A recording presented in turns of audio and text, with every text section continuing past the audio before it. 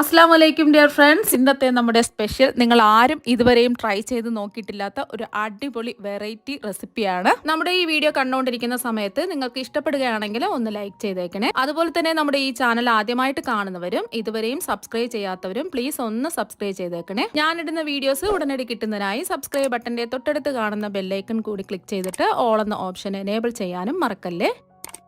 ആദ്യം തന്നെ ഇതിനായിട്ട് ഞാനിവിടെ കുറച്ച് വെണ്ടയ്ക്ക എടുത്തിട്ടുണ്ട്. ഒരു 25 വെണ്ടയ്ക്കാണ് എടുത്തിട്ടുള്ളത്. ഒരു മീഡിയം സൈസ് വെണ്ടയ്ക്കാണ്. ഒരു 350 ഗ്രാമൊക്കെ ഉണ്ടാവുള്ളൂ. നമ്മൾ വെണ്ടയ്ക്ക എടുത്തിട്ട് അതിൻ്റെ ഒരു ഭാഗം ഒന്ന് നമ്മൾ ഒടിച്ച് നോക്കുന്ന സമയത്ത് അറിയാൻ പറ്റും നല്ലോണം ഒടിഞ്ഞു വരുന്നുണ്ട്. അപ്പോൾ നല്ല പിഞ്ച് വെണ്ടയ്ക്കയാണ്. ഈ വെണ്ടയ്ക്ക നല്ലതുപോലെ ഒന്ന് കഴുകി വൃത്തിയാക്കി എടുക്കണം. ഞാനിപ്പോൾ കുറച്ച് ഉപ്പുവെള്ളത്തിൽ ഒരു 5 മിനിറ്റ് ഇട്ട് വെച്ചതിന് ശേഷം നല്ലതുപോലെ ഒന്ന് കഴുകി വൃത്തിയാക്കി എടുക്കാം. വെണ്ടയ്ക്കയെല്ലാം കഴുകി വൃത്തിയാക്കിയതായി എടുത്തിട്ടുണ്ട്. ഇതിൻ്റെ ഈ വെണ്ടയ്ക്കയുടെ രണ്ടറ്റവും ഒന്ന് കട്ട് ചെയ്തിട്ട് ചെറിയ കഷ്ണങ്ങളായിട്ട് ഒന്ന് കട്ട് ചെയ്തെടുക്കാം. അപ്പോൾ ആ വെണ്ടയ്ക്കയുടെ രണ്ടറ്റവും കട്ട് ചെയ്ത് മാറ്റിയതിന് ശേഷം ഇതുപോലെ ചെറിയ നീളത്തിൽ കട്ട് ചെയ്തെടുത്തിട്ടുണ്ട്. നമ്മൾ സാമ്പാറിനൊക്കെ കട്ട് ചെയ്തെടുക്കില്ലേ, ആ ഒരു വലുപ്പത്തിൽ ഇതുപോലെ ഒന്ന് കട്ട് ചെയ്തെടുക്കാം.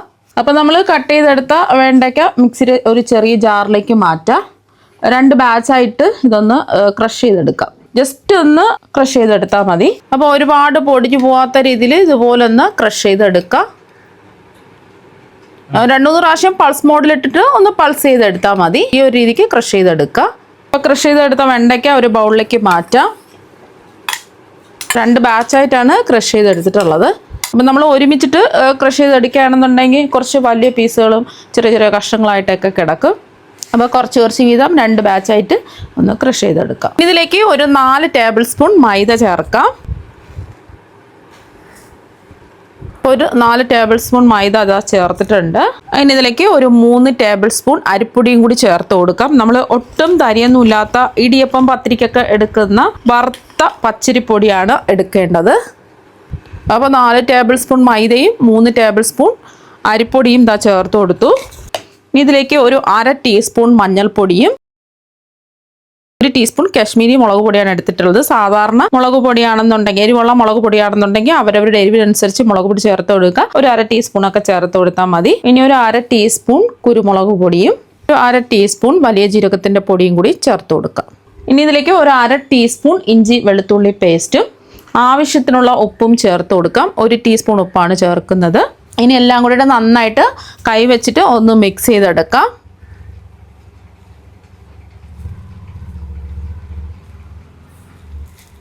ഉപ്പൊക്കെ അവരവരുടെ അളവിനനുസരിച്ച് കൂട്ടിയും കുറച്ചൊക്കെ എടുക്കാവുന്നതാണ്.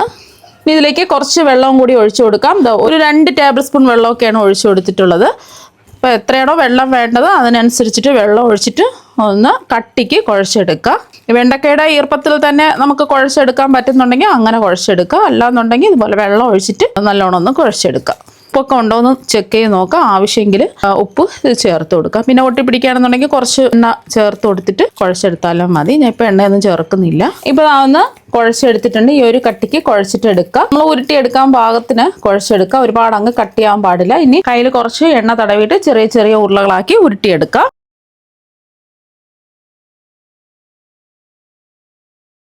നെല്ലിക്ക വലുപ്പത്തിലുള്ള ഉരുളകളാക്കി ഉരുട്ടിയെടുക്കുക. ബാക്കിയെല്ലാം ഇതുപോലെ തന്നെ ഉരുട്ടിയെടുക്കുക. അപ്പോൾ അതെല്ലാം ചെറിയ ചെറിയ ഉരുളകളായിട്ട് ഉരുട്ടി എടുത്തിട്ടുണ്ട്. ഇതൊന്നും ചെറിയ ഉരുളകൾ വേണമെന്നുണ്ടെങ്കിൽ അങ്ങനെയും ഉരുട്ടിയെടുക്കും. കുറച്ചും കൂടെ വലിപ്പം വേണമെന്നുണ്ടെങ്കിൽ കുറച്ചും കൂടെ വലുതായിട്ട് ഉരുട്ടിയെടുക്കാവുന്നതാണ്. ഞാനൊരു മീഡിയം സൈസിലുള്ള ഉരുളകളായിട്ടാണ് ഉരുട്ടിയെടുത്തിട്ടുള്ളത്. ഇനി ചൂടായി കിടക്കുന്ന എണ്ണയിലേക്ക് ഓരോന്നായിട്ടിട്ട് ഫ്രൈ ചെയ്തെടുക്കാം.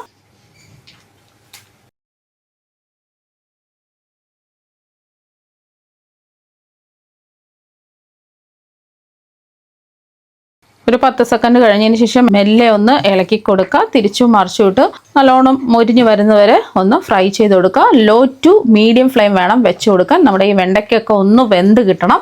അപ്പോൾ അതുകൊണ്ട് മീഡിയത്തിലോ ഹൈയിലോ ഒന്നും ഫ്ലെയിം വെക്കരുത്. ലോ ടു മീഡിയം ഫ്ലെയിമിലിട്ടിട്ട് നല്ലതുപോലെ വെണ്ടയ്ക്കൊക്കെ വെന്ത് ഒന്ന് മുരിഞ്ഞ് വരണം.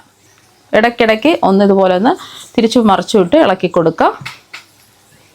ഇപ്പോൾ ഉള്ളൊക്കെ വെന്ത് നല്ലതുപോലെ അത് മൊരിഞ്ഞ് വന്നിട്ടുണ്ട്. ഇനി എണ്ണയിൽ നിന്ന് നമുക്ക് കോരി മാറ്റാം.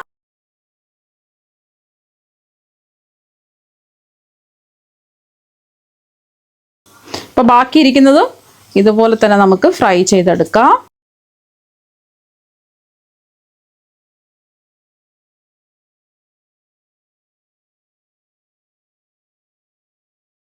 ഒരു ബൗളിലേക്ക് 1 ടേബിൾ സ്പൂൺ കോൺഫ്ലോർ ഇട്ട് കൊടുക്കുക. ഇനി ഇതിലേക്ക് ഒരു 1/4 കപ്പ് വെള്ളം ഒഴിച്ചു കൊടുക്കാം. സാധാരണ പച്ചവെള്ളമാണ് ഒഴിച്ചു കൊടുത്തിട്ടുള്ളത്. ഇനി കട്ടകളൊന്നും ഇല്ലാതെ മിക്സ് ചെയ്തെടുക്കാം. അപ്പോൾ ആ കട്ടകളൊന്നും ഇല്ലാതെ ഒന്ന് മിക്സ് ചെയ്തെടുത്തിട്ടുണ്ട്. ഇതിവിടെ ഇരിക്കട്ടെ. അപ്പോൾ അതെല്ലാം ഫ്രൈ ചെയ്തെടുത്തിട്ടുണ്ട്. അപ്പോൾ നല്ല ക്രിസ്പി ആയിട്ടാണ് ഇരിക്കുന്നത്. നമുക്ക് പിടിച്ച് നോക്കുമ്പോൾ അറിയാൻ പറ്റും.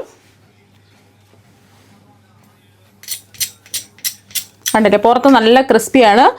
ഞാനൊന്ന് മുറിച്ച് കാണിച്ചു തരാം. ഇതിൻ്റെ ഉള്ളൊക്കെ നല്ലതുപോലെ വെന്ത് വന്നിട്ടുണ്ട്. അപ്പം ഇനി കുറച്ച് പണികളും കൂടെ ബാക്കിയുണ്ട്.